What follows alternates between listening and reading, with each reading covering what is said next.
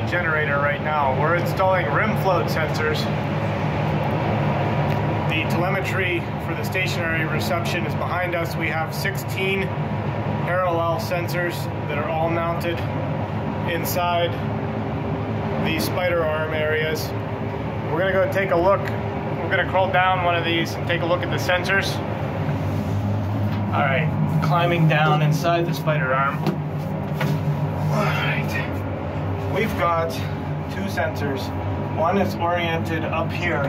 This is a tangential displacement sensor. These can measure down to nanometers. So they're affixed by well blocks that are put onto the spider side and then also the rim side.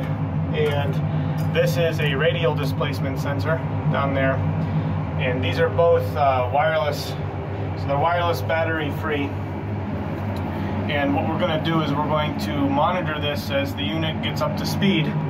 So we're going to see if the rim floats, if there are any natural frequency issues that are causing the rim to move in a torsional mode. And in general, we're going to try and get to the bottom of some pretty bad rim fret on the keys and figure out what's going on there. All right, so let's unwrap one of these little chansies here.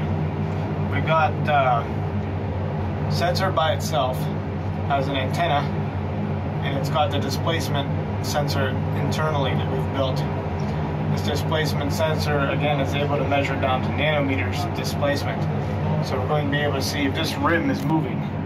The objective here is to see if this rim is doing something relative to the spider arm. We know it is based on the evidence of the key fretting, but that said, we need to know how it's moving. If it's moving radially or if it's moving tangentially or both. It could be moving in a combination. So what we're doing here is we've got a tangential module we're putting on in this direction, so we sense the tangential motion. We're also putting one on radial to sense the radial motion in and out. Another feature that we've got going on here, which is pretty wild, is that we have to tolerate situational issues, such as these brilliant bulb contact points. If you can't tell, parallel is not very good here between this and this. And that's just the reality of the situation when you're dealing with such. But our sensor is capable of tolerating this, so we're able to have precise displacement relative, regardless of how bad the initial offsets, angles, or whatnot might be on the contact points. And this is something you'd never be able to do with a Proc sensor.